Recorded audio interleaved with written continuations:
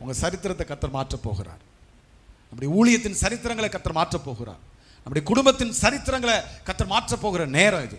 அதுக்கு தான் இந்த லாக்டவுனை கொடுத்துருக்கிறார்.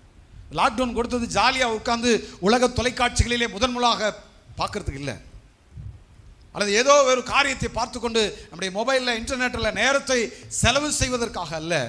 சரித்திரத்தை மாற்றிய தெய்வமே எங்கள் சரித்திரத்தை மாற்றுங்க. உலக வரலாற்றில் ஆண்டவரே என்னுடைய சரித்திரம் மாற்றப்படட்டும். உலகத்தின் சரித்திரங்களை மாற்றின தெய்வமே ஏன் சரித்திரம் மாற்றப்படட்டும்.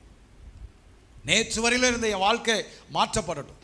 நீங்கள் உண்மையாக இந்த ஆராதனையில் கர்த்தருடைய சமூகத்தில் அப்படிப்பட்ட சிந்தையோடு நீங்கள் கர்த்தருக்கு ஆராதனை செய்வீங்கன்னு சொன்னால், கர்த்தரை துதிப்பீங்கன்னு சொன்னால், உங்கள் சரித்திரத்தை கர்த்தர் மாற்றுவார்.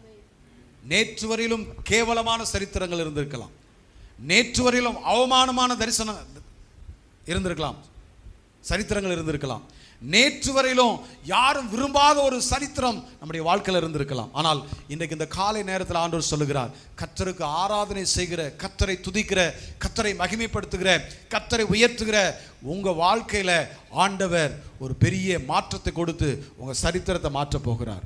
விசுவாசிக்கிறவங்க மாத்திரம் ஒரு ஆமேன்னு சொல்லுங்க. அல்லேலூயா. உங்கள் சரித்திரம் மாறும். உங்கள் சரித்திரத்தை கர்த்தர் மாற்றி போடுவார்.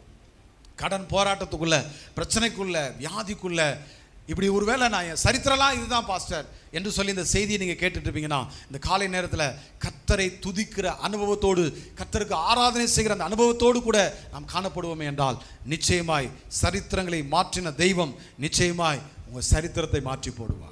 உங்கள் பிள்ளைகளுடைய சரித்திரங்களை கர்த்தர் மாற்றி போடுவார். உங்கள் குடும்பத்தின் சரித்திரங்களை கர்த்தர் மாற்றி போடுவார். இந்த இயேசுவை யாரெல்லாம் நம்புகிறாங்களோ, அந்த இயேசுவை யாரெல்லாம் பிடித்து கொண்டாங்களோ, அதுக்கு பின்னால் பார்த்தீங்கன்னா அவருடைய சரித்திரங்கள் மாற்றப்பட்டு இருக்கிறது. அல்லேலூயா சொல்லுங்க. ஆகவே இந்த காலை நேரத்தில் கர்த்தருடைய வல்லமை, அவருடைய கிரியை, இதை உணர்ந்து நாம் கர்த்தருக்கு ஆராதனை செய்ய வேண்டும். அப்படி ஆராதனை செய்யும்போது, கர்த்தரை மகிமைப்படுத்தும் போது உங்கள் சரித்திரத்தை கர்த்தர் மாற்றுவார். இந்த தேசத்தின் சரித்திரத்தை மாற்றுவார்.